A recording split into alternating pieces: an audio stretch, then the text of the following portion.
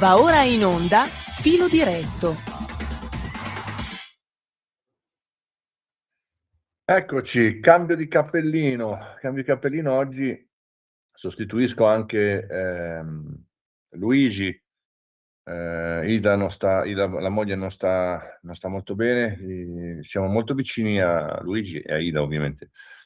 In questo momento un po' complicato. Ti vogliamo bene, vi vogliamo bene davvero. Achille, il nostro Babbo Natale, ci sei? Sì, ci sono. Ciao. So Ciao. che anche tu sei al corrente, sei lì, io sono un po' lontano, ma tu sei lì vicino e sei sicuramente in contatto con il nostro Luigi.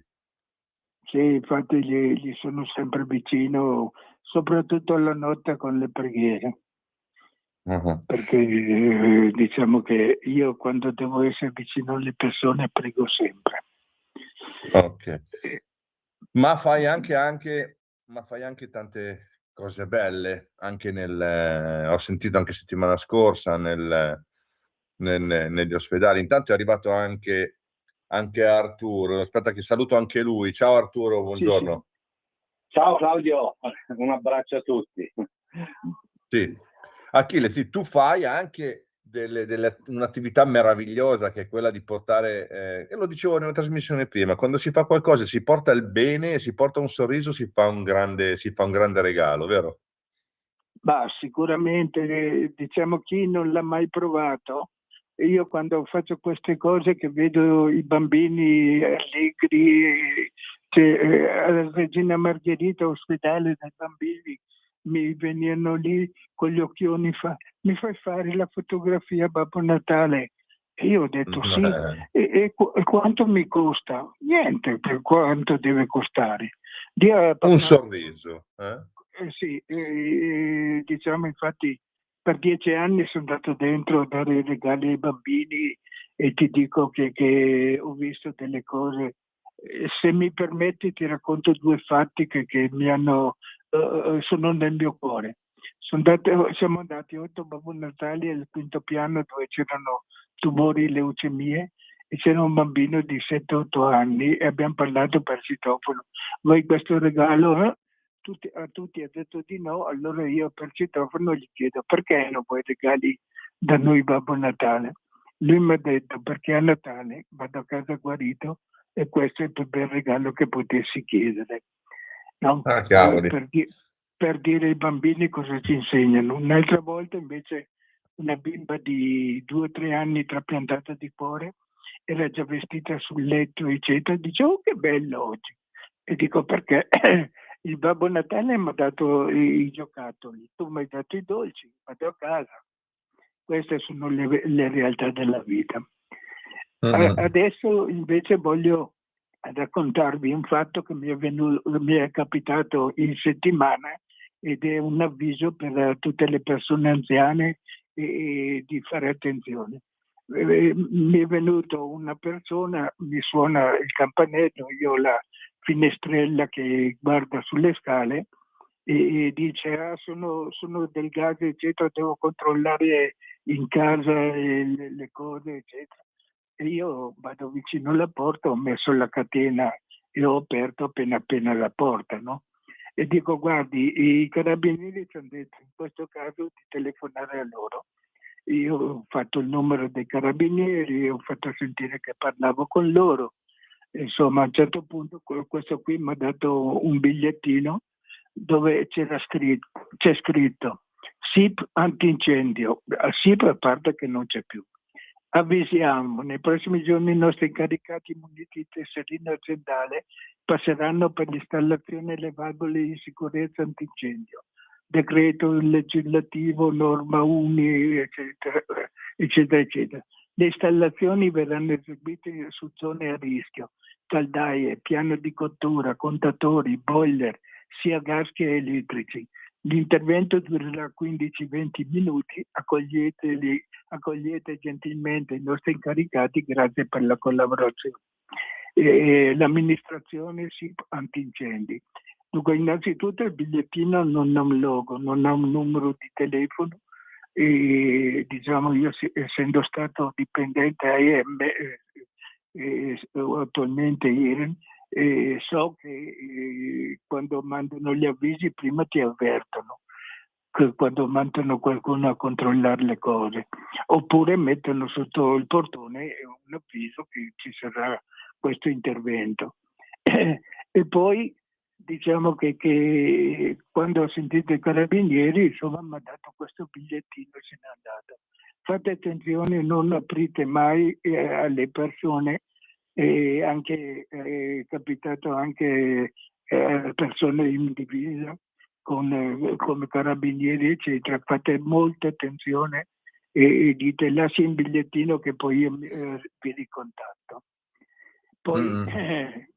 Poi la seconda cosa, diciamo io sono uno che ama i presepi, no? Questo è scritto per diciamo notizie che voglio dare alla sindaca di Genova che non ha fatto il presepio per non scontentare altre culture. Dico in Burundi, dove io sono stato nel 66, diciamo che venivano a vedere il bimbo del presepio e a pregare il bimbo del presepio da 7-15 chilometri a piedi, no? Dico, loro venivano cosa? Noi dobbiamo rinunciare al nostro credo lo so, è e la nostra religione. Dico, io quando sono stato in Burundi ho ricevuto dal vescovo il crocifisso che ho sul letto eccetera, che mi protegge. Quando dovessero proibire e togliere i crocefissi degli enti pubblici, io me lo metterò al collo, andrò in tutti gli enti pubblici a portarlo, perché la nostra cultura, cultura è questa e di conseguenza. Poi siccome siamo a Natale, voglio augurare a tutti gli ascoltatori, a voi della redazione eccetera, il buon Natale, il felice anno nuovo. Speriamo che il 2026 ci porti la vera pace e tolga l'odio che abbiamo nella società, perché si gode quando una persona sta male, quando una persona riceve qualcosa eccetera. Io invece sono una persona che mi si allarga il cuore quando qualcuno ottiene qualcosa, soprattutto quando si esaudisce il desiderio del cassetto di qualche persona. L'ho detto, il dare una mano, un saluto, un per favore, come va, non costa niente ma gratifica tutti. Questo era il detto di mia madre che era una contadina. Grazie. Grazie davvero Achille, hai detto delle cose veramente importanti. Per quanto riguarda le decisioni di alcuni sindaci di non fare il presepe, abbiamo tutti più o meno lo stesso pensiero, perché la povertà nella mente di queste persone è veramente è incredibile. E contiamo sempre in un anno migliore, come dici tu, che il 2026 veramente porti un po' di illuminazione a queste persone e di buon senso. Ti ringrazio Achille, un buon Natale anche a te e un abbraccio forte forte. Ti dico ancora solo una cosa, io facevo un presepio che era 2 metri per 1,5 metri, addirittura cambiava il giorno, la notte, c'era la musica del giorno suonata, musica della notte cantata dai bambini che si fermava nello stesso momento di quando cambiava il giorno e la notte, avevo le stelle illuminate, il sole, la luna, e poi gli ho messo un amico mi ha fatto un impianto con un motore, trainava una catena da bicicletta, ogni tanto abbiamo tolto il pirolino centrale, gli abbiamo messo diciamo un affare orizzontale, una piastrina orizzontale e sopra incollavo i pastori che circolavano nel presepio. Dico io ancora adesso c'è un presepe che è 1,5 metri per 1,5 metri per 1,5 metri. Ho fatto la fotografia del giorno e della notte e le manderò alla sindaca di Genova per dire Esatto. No, visto molti dicono San Francesco ha avuto questa idea e la portiamo avanti da allora, quindi alla faccia della tradizione, queste cose non si toccano, lo sappiamo bene. Va bene. Lo sappiamo bene. Se Grazie, grazie davvero dici Achille. di tenermi collegato, mi fa piacere, sento la trasmissione anche. Ok. Va bene. Ti chiedo alla regia se può Auguri. lasciarti in collegamento e così almeno ascolti. Ok, Arturo, auguri a tutti, auguri. Ciao, auguri, Ciao. buon Natale. Arturo, abbiamo la trasmissione oggi, abbiamo di argomenti, a noi non mancano mai. Mi raccomando, porta un abbraccio a Luigi e Aida, e so che tu sei passato e sei là abbastanza presente. Sì, senz'altro porterò il vostro abbraccio. Luigi senz'altro avrà piacere di questa vicinanza di voi tutti, tua in particolar modo e della radio.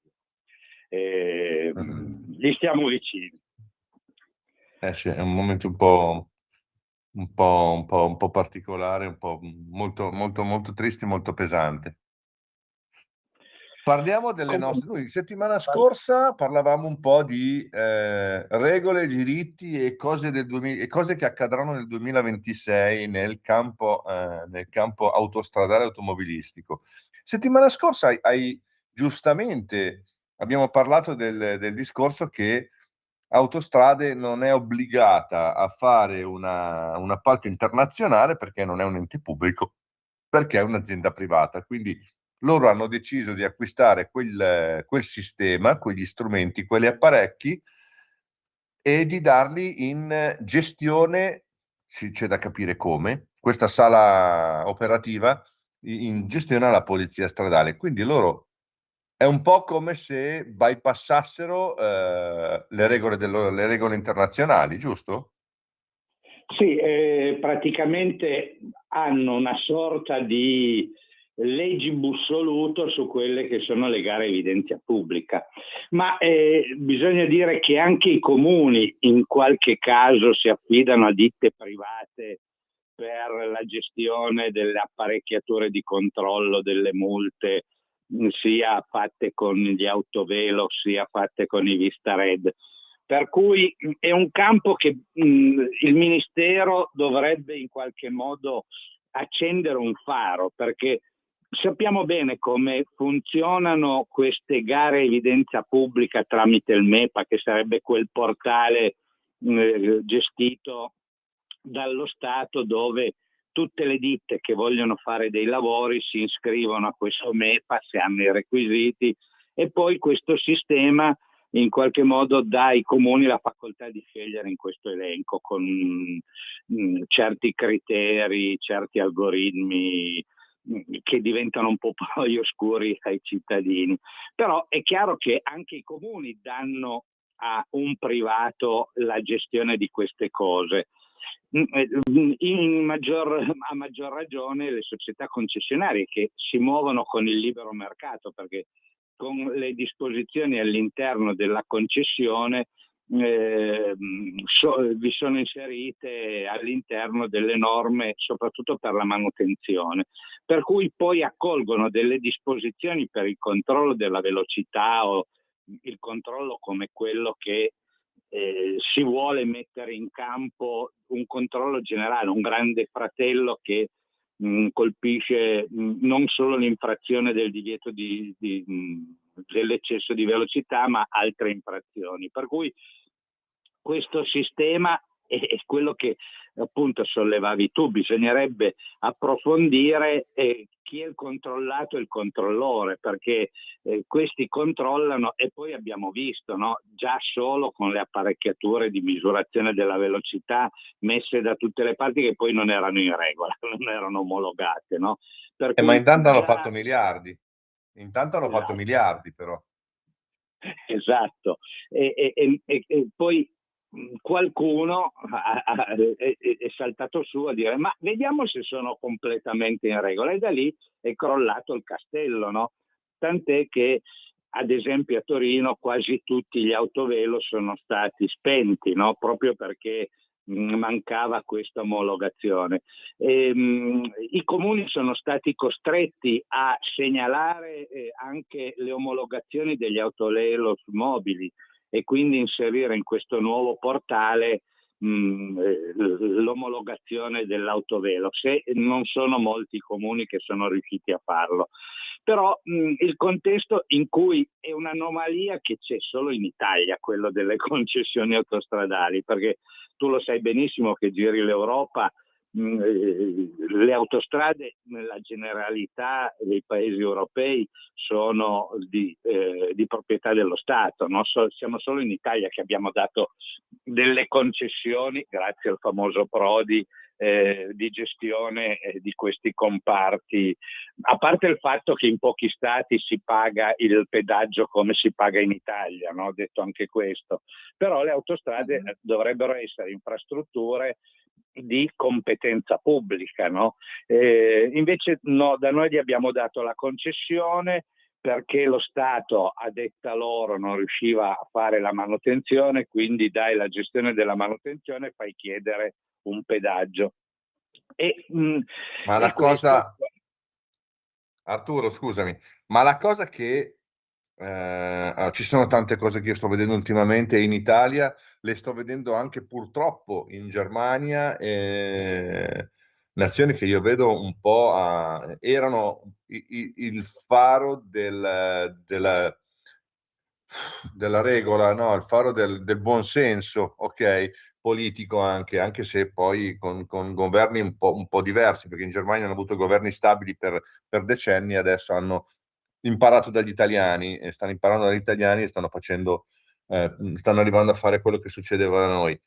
Non abbiamo, la differenza la fa la popolazione, perché la popolazione che non accetta determinate cose e protesta in modo serio poi fa cadere anche i governi. La Bulgaria è nell'esempio in queste settimane, che tra una settimana e mezza, anzi da 2 settimane entrano nell'area euro, ma una settimana fa hanno fatto cadere il governo.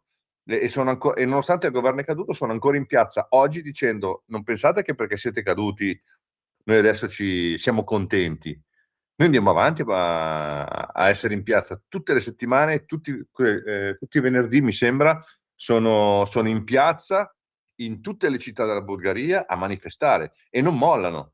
È la gente che non molla, perché loro hanno detto chiaramente: voi siete i nostri rappresentanti, dovete fare quello che fa bene a noi, non quello che fa bene a voi.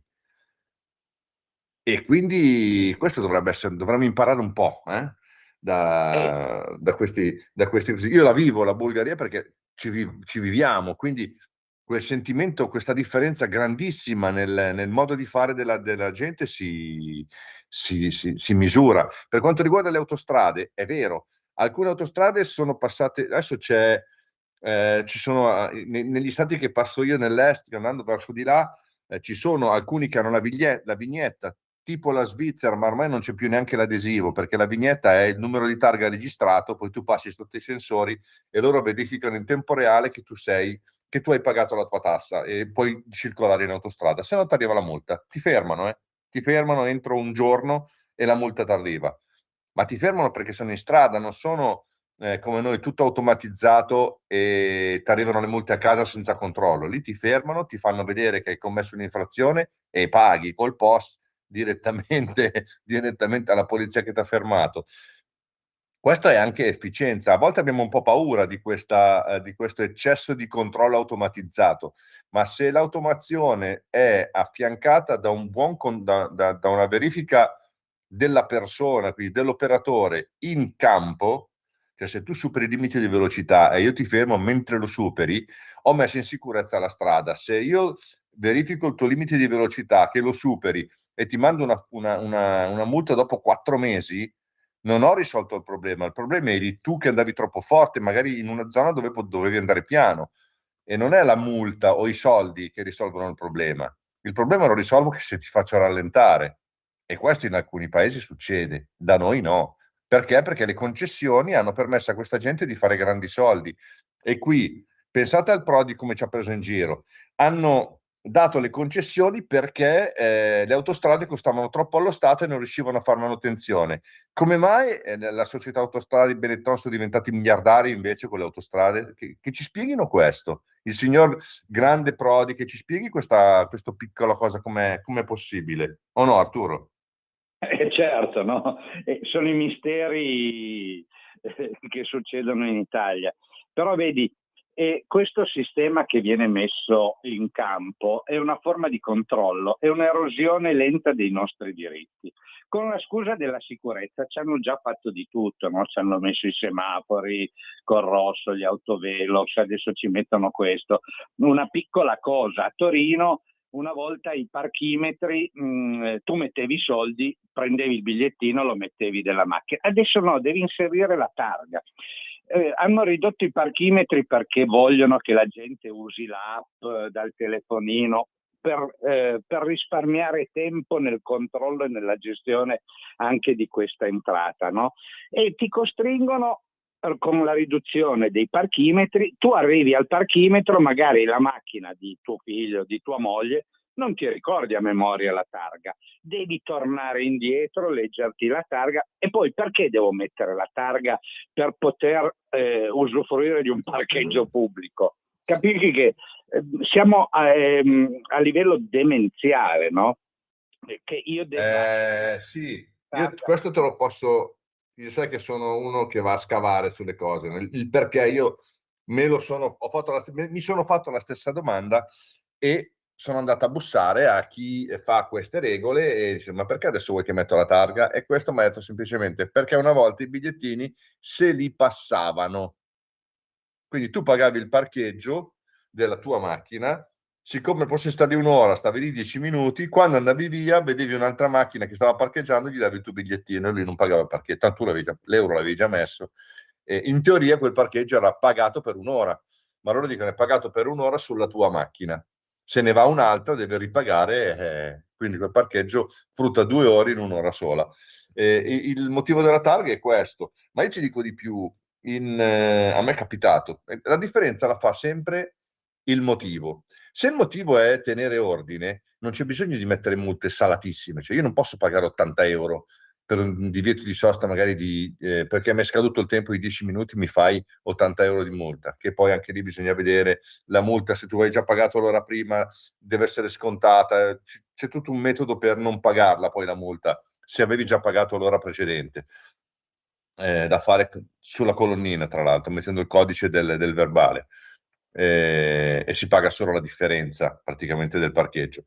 Ma ti faccio l'esempio di dove vivo in Bulgaria. A me è capitato di parcheggiare in un posto, disattenzione mia è stata quella di non vedere che ero un posto dietro a quelli segnati come parcheggio. Lì non ci sono le righe blu, le righe bianche, c'è l'angolino dei parcheggi, c'è l'angolino bianco, proprio la L, ok, disegnata per terra, quella è la zona. Io ho parcheggiato dietro all'ultimo parcheggio. Quando sono tornato dopo un'ora, ero andato al commercialista, forse non mi ricordo, ero in centro, e quando sono tornato c'erano i ceppi. C'era un ceppo sulla macchina, l'adesivo e la multa che è un adesivo che ti mettono sul vetro, non ti mettono lo scontrino nel tergicristallo, così ti mettono proprio un foglio adesivo di carta sul vetro e tu quello non lo puoi non vedere, ok? C'è un numero da chiamare, ho chiamato il numero, in 5 minuti è arrivato l'omino con il fiorino che aveva dietro, sono quelli che hanno quella zona in gestione. Tra 2 minuti poi diamo la pubblicità, però questa la chiudo, la finisco, quindi mi fermo e dico: ma perché non hai pagato il parcheggio? È perché non mi sono accorto che ero dietro a parcheggio. No, bastava che pagavi l'euro, non mi ero accorto che dovevo pagare in perché lì c'è la zona dove puoi parcheggiare gratuitamente, la zona no, e non mi ero accorto, mi ho detto: vabbè, devi pagare la multa. Il parcheggio costava un leva, quindi costava 50 centesimi, molto stupido non pagare 50 centesimi, no? E ho pagato 10 leva, ho pagato 5 euro di multa, o 15 leva. Ho pagato, a posto che un euro, a posto di 50 centesimi, ho pagato 5 euro, sostanzialmente. E lui mi ha detto: vedi, hai pagato 10 volte tanto perché non ci hai pensato. Ma non 60 euro, 80 euro, come fanno da noi. Noi lo fanno per fare soldi. Questa è una mentalità completamente diversa.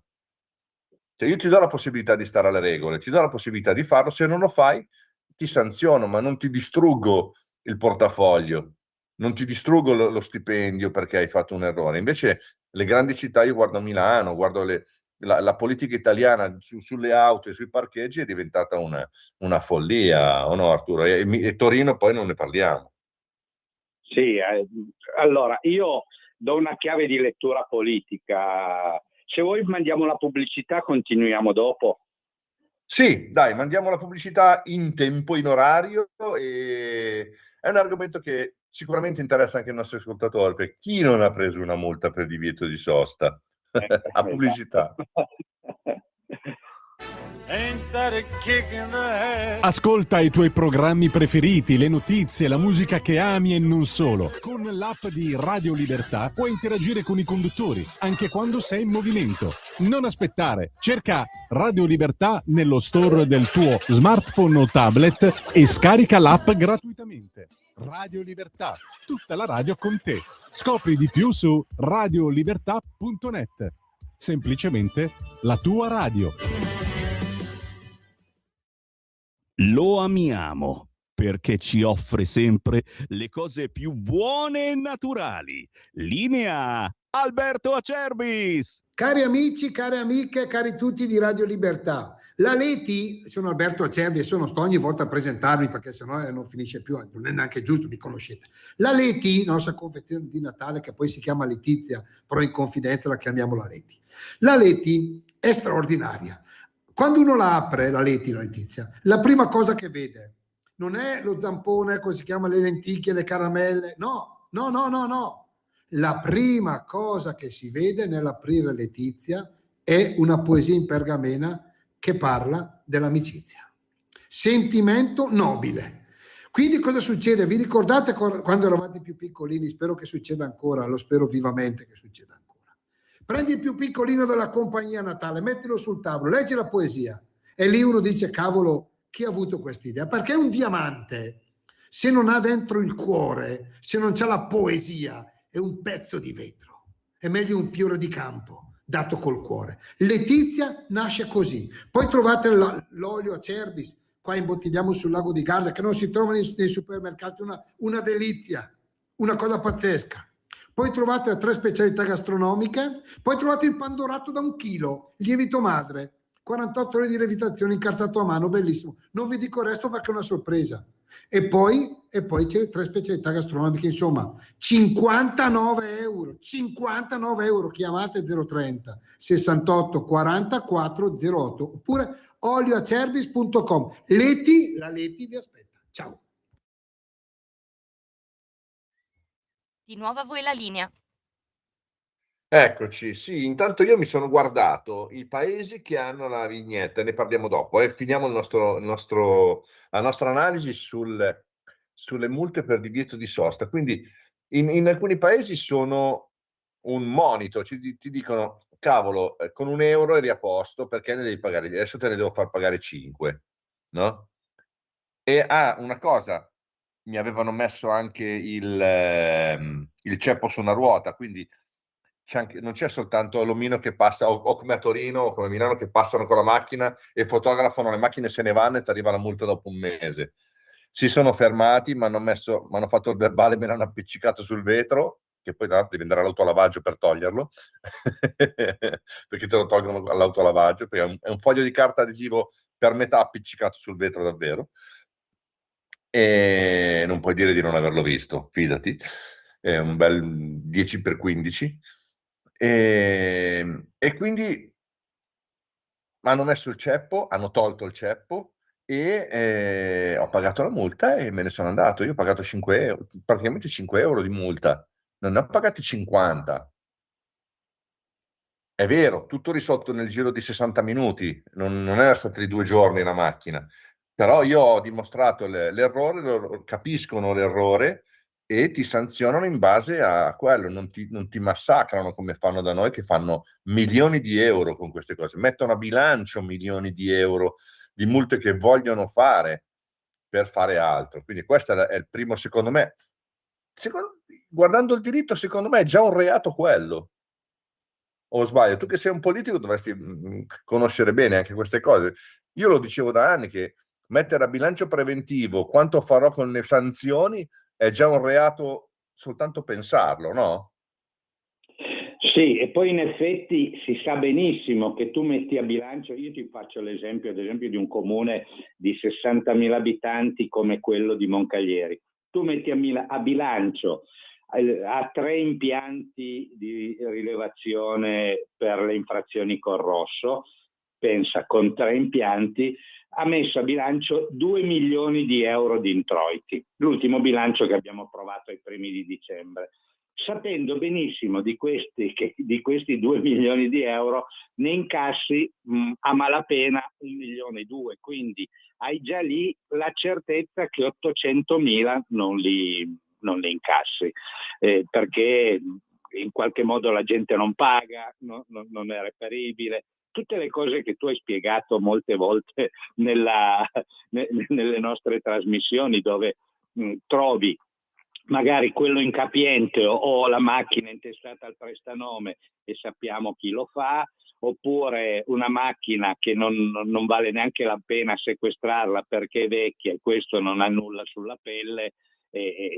Lo sappiamo benissimo, no? Come è difficile poi incassare, perché la burocrazia poi si contorce su se stessa, no? Cioè, verso il normale cittadino è irreprensibile, è funzionale, funziona perfettamente.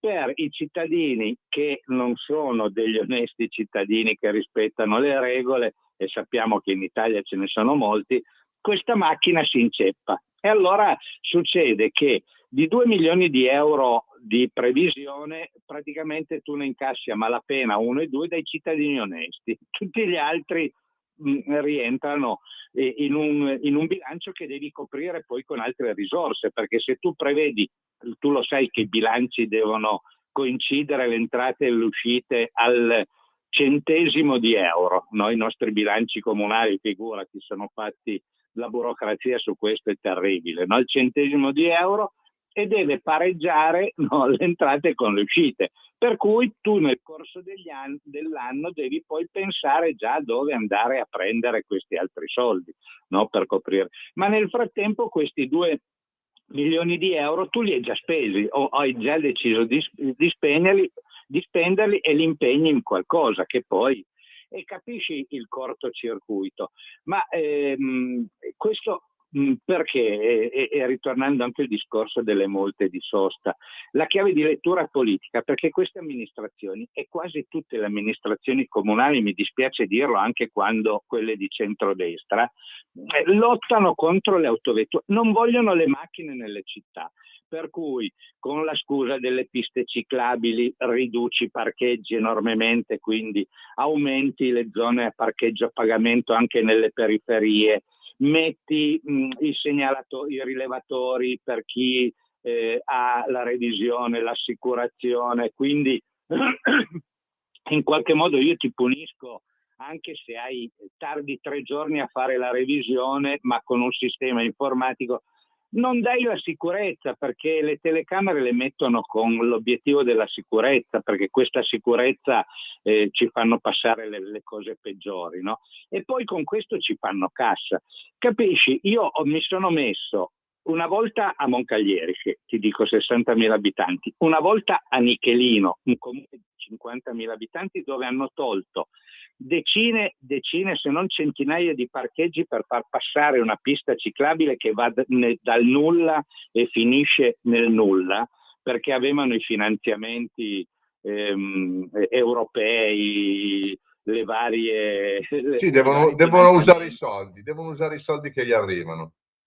Esatto, no? Con questo addirittura a Moncagliere abbiamo una pista, siamo andati su Striscia la Notizia, abbiamo fatto una pista ciclabile che finisce contro un muro, no? Qualcuno ha disegnato Will Coyote, sai la galleria di Will Coyote, no? Poi qualche burlone, no? Beh, certo. Mi sono messo lì intere mattinate con altri consiglieri comunali. Ad esempio a Moncaglieri in una mattinata dalle 9:30 noi eravamo seduti al bar proprio per vedere, fino a 12:30 sono passate 3 biciclette, di cui una che costava 6 o 7 mila euro, quindi non andava certo a lavorare e lo faceva per sport, no? Quindi noi è come se pagassimo la palestra a qualcuno. Ma capisci, investimenti di centinaia di migliaia di euro per 2 biciclette in una mattinata. A Nichelino ancora peggio, in una mattinata ne abbiamo contate 2, di cui una di queste elettriche capisci che hanno devastato i nostri territori con piste ciclabili, corsie pedonali, per fare la guerra alle autovetture, perché sottintende l'ideologia di fare la guerra alle autovetture e quindi specularci ancora un po' sulle autovetture. Questo fa male. E questa cosa fa male perché fa male al territorio, perché ci sta il rispetto della natura, ci stanno i percorsi, ci sta tutto quello che vuoi, ma una volta si facevano le strade molto larghe per fare in modo che il traffico potesse fluire velocemente e andarsene. Adesso invece facciamo tutte le strade a senso unico, strette, con di fianco 10 metri di pista pedonale a doppio senso, pista ciclabile a doppio senso su tutti e 2 i lati della strada, quindi 4 corsie di pista ciclabile per metterne una sola o 2 strette per le auto che sono perennemente in coda. Quindi hanno di fatto, ed è scientificamente provato da tutte le colonnine di inquinamento, che l'inquinamento non è diminuito, è aumentato, perché ovviamente le macchine rimanendo per più tempo a bassissima velocità, quindi con i motori a bassi regimi di giri, raffreddano lo scarico, raffreddano il catalizzatore non lavora, e anche le auto elettriche che rimangono, o le ibride che rimangono troppo tempo a quelle temperature, funzionano a benzina, non funzionano elettrico, quindi c'è un cortocircuito anche in questo caso, che è la dimostrazione della follia di chi è al governo, di chi nei governi comunali, nelle regioni, in Europa poi ancora di più. Porca miseria. Noi in Europa una volta mandavamo le persone che per non fargli fare danni, ti ricordi, no? Quando si diceva che 20 anni fa, quando uno voleva mettersi a far politica in comune o in regione o al governo nazionale, lo candidavano in Europa, così ce lo levavamo dalle scatole. Porca miseria, che danni che hanno fatto questi qua, o no? Sì, hanno proprio devastato la nostra economia questi. Cioè, se tu ti rendi conto, poi io parlando da Torino, la trasformazione che ha avuto da quando l'Europa ha preso potere, la nostra città, dove ha perso tutto, no? Perché la nostra città, volente o nolente, era basata sull'industria dell'automobile, no? Per cui c'è l'industria che produceva tutti i pezzi, il comparto, dell'automobile, a quello che reggeva l'economia a Torino, ma di tutta la provincia di Torino, perché anche nelle nostre periferiche c'era la boita, il piccolo artigiano che produceva i pezzi per la Fiat, e pertanto noi come torinesi abbiamo mandato in Europa delle persone che hanno fatto in modo che l'economia di Torino precipitasse, e adesso Torino non ha ancora un'identità, perché oramai ha perso l'automobile.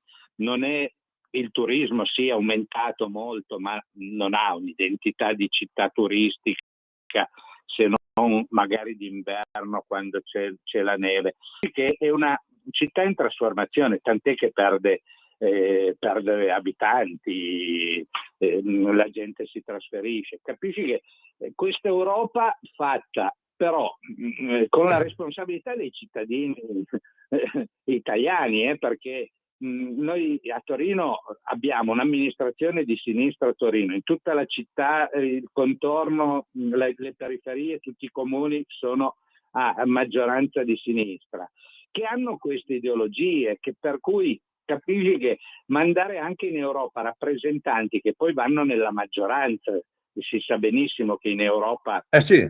qual è la maggioranza, e che mirano proprio a queste politiche, no?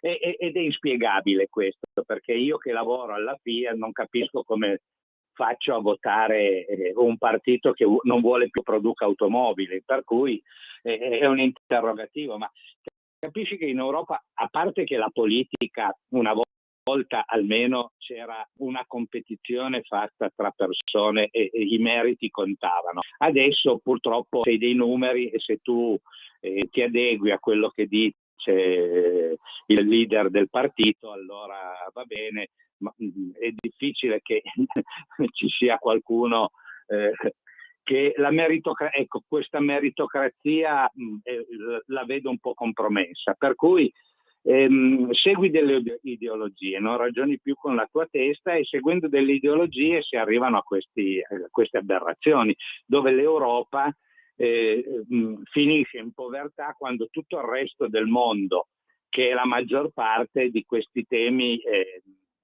non impone dei vincoli così rigidi come li imponiamo noi da far chiudere le nostre industrie. Allora la domanda è questa, ma la gente, cioè, ci rendiamo conto noi, perché mi ci metto anch'io, no? Su queste cose, cioè la gente, i cittadini che vedono una pista ciclabile che ti ha tolto decine di parcheggi, quindi tu sei costretto ad andare a parcheggiare più lontano o pagarti l'abbonamento in un parcheggio pubblico, pagarti l'abbonamento delle strisce blu sotto casa, e questa politica ha fatto aumentare anche la speculazione edilizia, perché in alcune aree di Torino comprare un'autorimessa, un box, ti costa quanto comprare un alloggio, no? E quindi aumenta la speculazione edilizia. La politica corretta sarebbe quello di rendere il sistema concorrenziale. Allora, nelle politiche liberali e liberiste, vogliamo dire, cioè tu una roba costringi la gente a farla perché gli conviene, no? Io ti costringo ad andare in bicicletta perché ti conviene a te, non perché ti do dei contributi io per qualsiasi motivo. Allora questa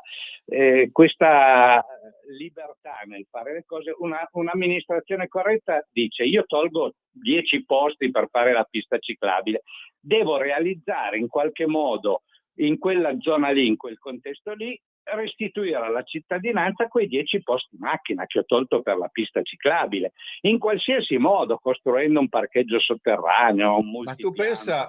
Ma tu pensa soltanto a una ventina d'anni fa, no? Se tu volevi aprire un negozio, qualsiasi fosse, qualsiasi negozio fosse, dovevi dichiarare, anzi se costruivi un edificio, dovevi fare i parcheggi per te e dovevi fare un tot di parcheggi anche per il comune, a tue spese, a disposizione del comune. Quindi tu potevi fare i tuoi parcheggi privati e i parcheggi pubblici, o nello stesso parcheggio una parte dei parcheggi il comune poteva destinarli a chi voleva. E comunque se tu avevi un'attività e non avevi il parcheggio davanti, rischiavi di non aprire l'attività. Quindi ci sono quelli che hanno magari sono entrati in affitto in un ristorante, hanno allestito un ristorante perché avevano 10-20 parcheggi davanti al ristorante, e questi poi tolgono tutto e ci fanno una pista ciclabile e i tuoi clienti non parcheggiano più lì, quindi tu chiudi. Tu fallisci perché il comune ha deciso la politica ambientale europea, della von der Leyen, che vuole che tutto sia ciclabile, tutto sia in bicicletta, tutto sia in monopattino. Bello, stiamo vedendo. Ci sono le statistiche, siamo andati a guardare le statistiche sugli incidenti, sui feriti, sulle persone danneggiate a vita, fisicamente ed economicamente, perché hanno fatto un incidente in monopattino o contro uno in monopattino, perché viaggiavano senza regole. Ci sono persone economicamente distrutte perché hanno poi perso la causa perché hanno toccato dentro uno in monopattino che gli attraversava la strada, o altri che sono caduti in monopattino, hanno picchiato la testa e sono dei vegetali per tutta la vita, o persone che sono morte subito anche grazie o per colpa della libertà del monopattino. Ci sono monopattini che viaggiano a 120 km/h e non dovrebbero superare i 20, mi sembra. Ma di cosa stiamo parlando? Ed è stata una politica allo sbando che ha toccato tutte le città. Adesso, oltretutto, passato il periodo dei grandi finanziamenti per quella roba lì, perché tutto gira sempre sotto al sistema drogato dei finanziamenti europei per fare quell'azione, no? finanziamento europeo per fare le rotonde, finanziamento europeo per fare le piste ciclabili. Hanno inventato rotatorie in posti dove non ci stavano nemmeno gli incroci e hanno fatto le rotonde. Perché? Perché davano 200.000 euro per ogni rotonda che si faceva. Adesso fanno le piste ciclabili perché gli danno i fondi per farle, devastano le città, i paesi, e tu vedi le piste ciclabili in mezzo ai campi dove non possono più magari transitare i trattori, e nei campi come ci vai? Ci sono delle follie, o gli autovelox montati in mezzo ai campi. C'è una strada magari in mezzo ai campi, un rettilineo di 20 chilometri, a metà di questo rettilineo, nel nulla, tra il nulla e il niente, come dicevi tu prima della pista ciclabile, no? Che parte dal nulla e arriva al niente, ok? A metà c'è un passaggio pedonale con una colonnina e l'autovelox. Ma questo è fare sicurezza? No, non è fare sicurezza, questo è prendere in giro la gente. Ma lì la gente di quel posto dovrebbe prendere il sindaco, martello e chiodini al muro, appenderlo e dire: sindaco, ma ci spieghi come ci stai rappresentando? Questo purtroppo noi non lo facciamo. Questo purtroppo noi in Italia non lo facciamo, abbiamo smesso di farlo. Ci hanno addestrato a essere ad accettare tutto quello che altri pensano. E ragazzi, non è così. Ricordiamoci che chi è in politica oggi è nostro rappresentante, è nostro dipendente, è pagato coi fondi delle nostre tasse, quindi a tutti gli effetti sono nostri dipendenti, tutti, anche tu Arturo, nel tuo piccolo sei un dipendente dei tuoi cittadini, giusto? Sì, non retribuito, però a titolo di volontariato. Non abbiamo indennità come i grossi comuni o negli altri enti. Ma, no, ma adesso, a parte nella gli politica scherzi, nazionale posso dire che è così? A parte gli scherzi, la gente non sa. Io dico solo che un consigliere comunale di una città di 60.000 abitanti, tanto per dire, ogni seduta del consiglio comunale che dura dalle 6 di sera fino, diciamo, all'1, a volte anche alle 2, alle 3, prende 30 euro lordi. Quindi fatti conto le grosse indennità che prendono i consiglieri. È una presa in giro anche in questo. Dai un'indennità che è ridicola, ma togliela, tanto la gente fa politica perché ci crede, per volontariato. E i comuni, tu non puoi rinunciare a questa roba perché nel comune per legge deve darti questi soldi. Quindi anche se tu li vuoi rifiutare perché ti porta problemi per il 730 o qualcosa, devi per forza prenderla. Questo è per dire la demenza della burocrazia, ma giustamente quello che dicevi tu, no? Dove appunto ci sono delle regole, quello che citavi prima, no? Sono le dismissioni per le urbanizzazioni, quindi tu quando costruisci per legge devi dismettere tanti metri quadrati per i parcheggi. Questo vale per il privato. Di solito le amministrazioni comunali sono deboli con i forti e forte con i deboli. Quindi tu che magari devi ampliare una camera, devi dismettere il terreno, se non ce l'hai paghi come a peso d'oro il terreno al comune che se lo reperisca da un'altra parte. Loro quando ad esempio fanno i lavori, a Torino abbiamo l'esempio di Piazza Bengasi o Via Nizza, dove i lavori per la metropolitana per fare 800 metri sono durati 10 anni.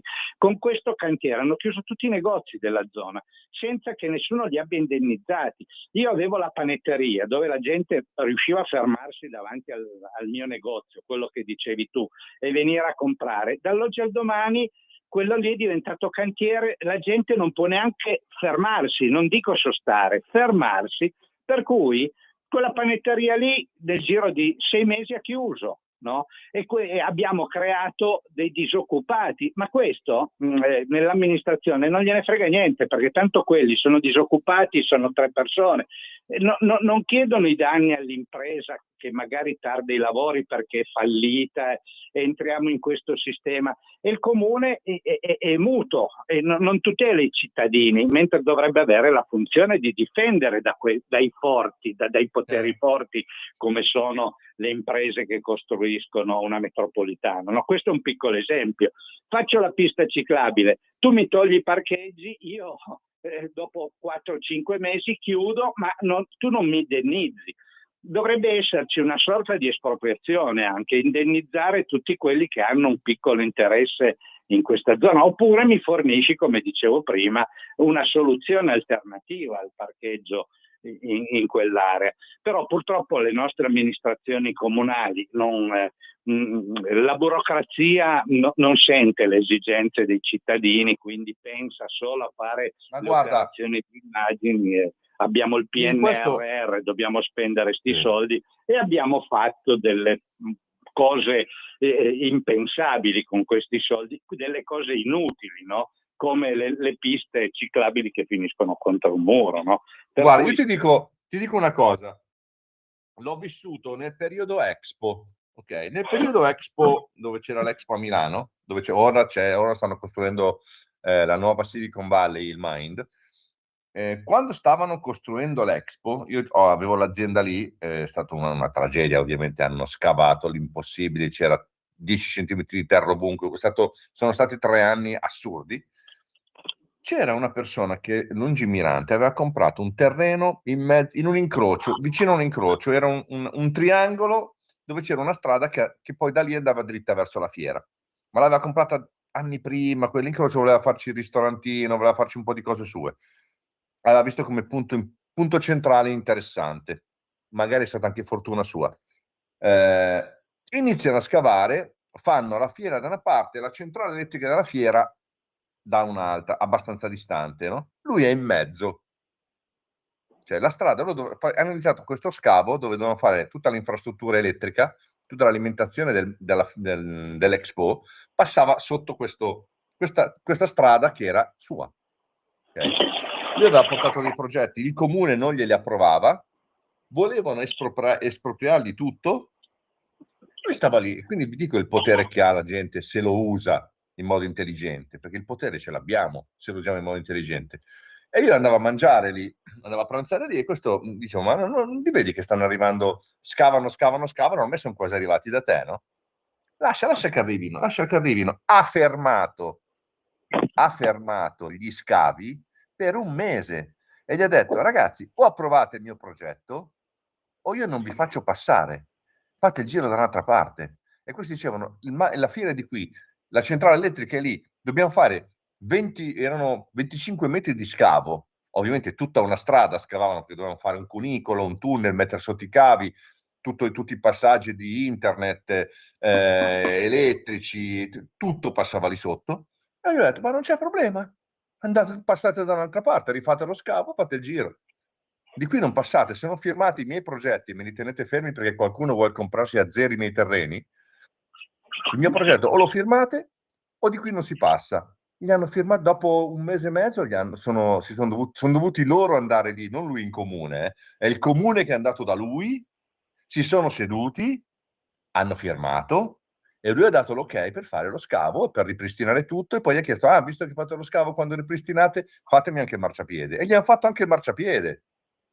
Quindi lui è stato alle regole, è stato puntuale, fedele a quello che era scritto, e nessuno ha potuto alzare la testa e dirgli noi ti schiacciamo perché siamo di qui, perché siamo di là, ci sono i poteri forti, i poteri deboli. No, vuoi passare da casa mia? Se vuoi passare da casa mia, le regole sono quelle scritte, punto. Firmi qui, fai, e attenzione che gli hanno fatto, finché non gli hanno fatto l'ultimo metro di marciapiede, lui era lì tutti i giorni e gliel'ha fatto fare tutto il lavoro scritto gliel'ha fatto fare e puntare alla lettera. C'era un legale che controllava che tutto venisse fatto, quindi non sappiamo il potere che abbiamo, lo trascuriamo molto spesso e diamo per scontato che chi è nell'ufficio sopra al controllo faccia tutto anche per noi, e non è sempre così purtroppo, e lo dimostri tu con quello che stai dicendo.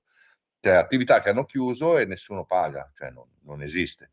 Magari c'è il lavoro di 30-40 anni di una famiglia che ha tramandato quel posto, e perché uno decide di fare una pista ciclabile quel posto in 4 mesi chiude. Cioè, è una follia, è veramente una follia.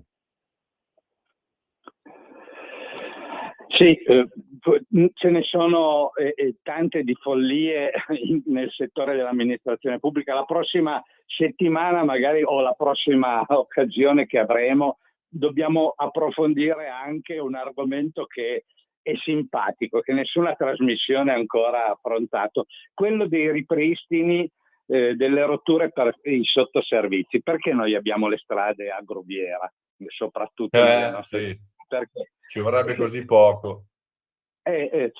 Appunto, perché magari il comune asfalta una strada, 2 mesi dopo arriva quello del telefono, poi fa il ripristino.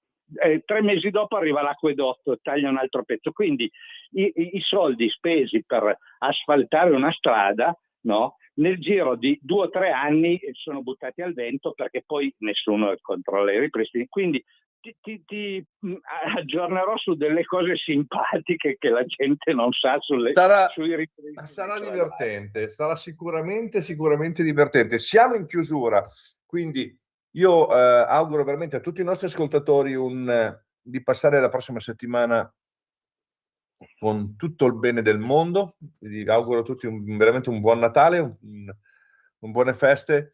Porta veramente un abbraccio, io non posso in questi giorni, ma porta veramente un abbraccio a Luigi e a Ida. Siamo molto vicini come associazione a loro, ovviamente.